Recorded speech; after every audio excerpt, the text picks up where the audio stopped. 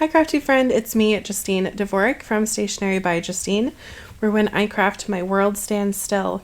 Today we're going to do a watercolor card. This one is strictly watercolor. I'm using a stamp from Trinity Stamps, and I'm going to stamp it with some VersaFine black ink. This is going to be heat embossed, so it is super sticky and it is perfect for this stamp. I'm using my Big Misty to stamp on some watercolor paper.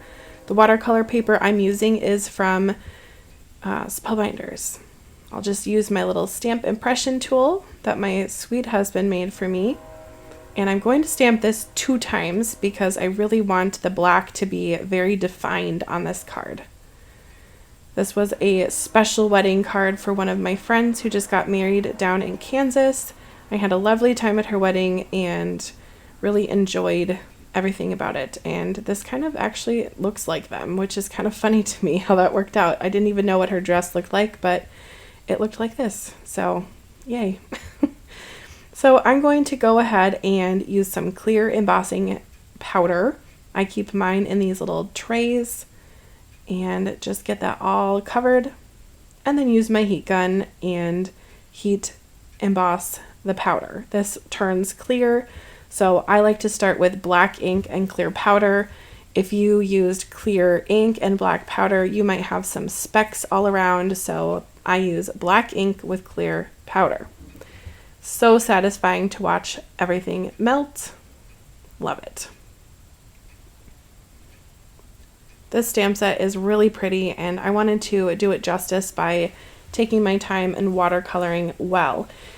I have been trying to get back into watercoloring for fun and just to get better at it in general. So I've been really trying to teach myself and use other videos online to teach myself how to do this a little bit better. But on this card, I basically just paint it like I would using other paints. I haven't gotten too much into the shading of it all, but I really hope to do some more of that on my channel in the next few months. I really enjoy these 2 watercolor sets. These are both from Altenew. I will link that in the description. The one on my right is kind of a shimmery one, and the one on the left is my true workhorse palette. I use it often and really enjoy pulling it out as much as possible. Now, if I would have remembered correctly, I would have remembered that the groom and the groomsmen had kind of a navy blue suit. So I should have done the groom in navy, but such is life. I did not know the bride's dress was going to be very close to this, so that was a happy accident. But this black, I'm just going to cover basically the whole suit, and then I'm going to leave the wedding dress basically white, but then add a little bit of some shimmer on it, and I think that will look really cute. And it does. I do know what this looks like when I'm doing the voiceover. Let me know in the comments if you've done watercoloring or if you enjoy it. I have detached my lid from my workhorse palette because I use it so often. You can see I have a little bit of a color in there, like the black and the brown already, and I do like using that. And then when I'm finished, I just take it over to my sink and clean it off, or use my rag that I keep in my craft room and just clean it off that way. I find it's easier to use than having it attached to the actual palette, but it can easily snap right back on to cover everything up. I made her bouquet purple because I know that the bride's favorite color was purple, and I assumed that she would have a purple bouquet, but her bouquet was way better than this. It was gorgeous. It had calla lilies in it. So stunning. I'm using this very light kind of peachy color that I made on the side here for their skin. That kind of matches what they look like. But the beauty of this stamp set is you could make this look like anyone. So change the colors for the bouquet and the flowers and the suit and the skin and the hair, and this could be anybody. So I really do like this stamp set. I think it is very beautifully drawn as well, with the kind of movement that's going on in the dress. I think it is a win of a stamp set.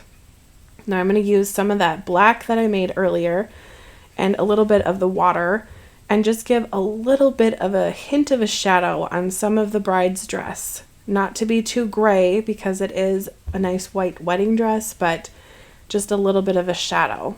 And then my favorite part, the sparkly shimmer. I just loaded up my brush with all the sparkly shimmer and added it kind of wherever I saw fit.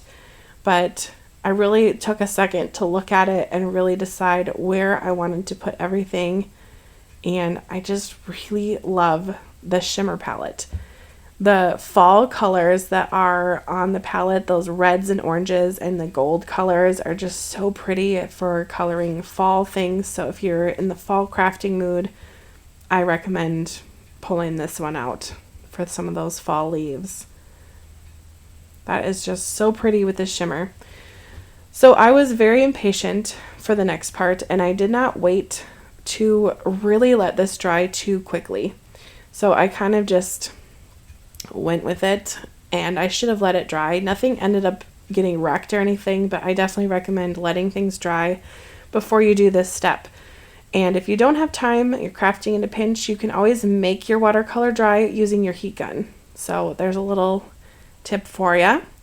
This stamp set had 2 sentiments that I wanted to use, so I couldn't decide where to put them. So I debated about which one to use. I ended up with one inside, one outside of the card. So that was a happy medium for me. I'm going to use the ink called Crown Me from Simon Hurley. This is a perfect purple, and it matches the watercolor purple that I did on the bouquet. So that worked out perfectly. I'll just remove some of the extra ink. I don't want any accidents. Hindsight, should have done this before, just in case there was an accident after I spent some time watercoloring, but you live and you learn. Sometimes you gotta live on the edge. So this is me living on the edge, stamping after I colored or painted.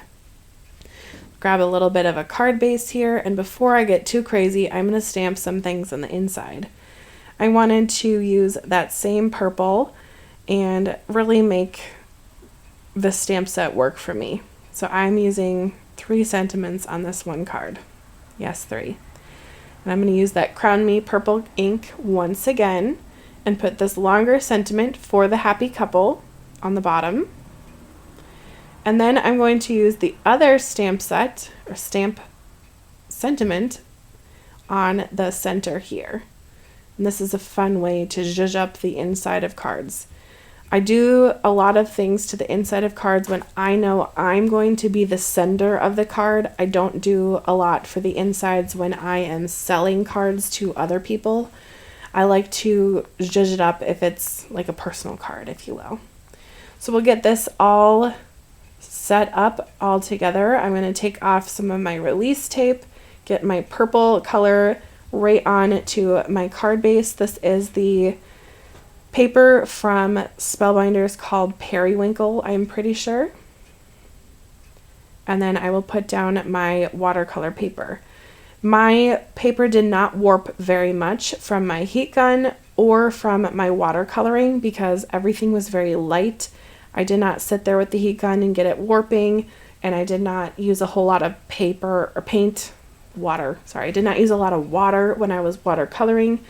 But if you find that your paper is very warped from watercoloring, just use more double-sided tape, put it all across the back, maybe do a little bit. Sorry, I'm totally distracted by the dog outside. Anyway, neighbor's dog. Once again, anyway, put more adhesive down and it will be nice and flat. But this card was a joy to make. The wedding was so fun. And of course I had to finish off this card with some bling because I love bling and I know the bride loves bling too. So I'm going to grab these gems are from the Crystal Mix from Spellbinders, and I'm grabbing the opal color. Very pretty. Let me know in the comments what you think about this card. Have you done watercoloring in the past, or would you like to learn more? If you want to know more, what questions do you have? I'd love to help and answer those in the comments and maybe even address some things in a future video.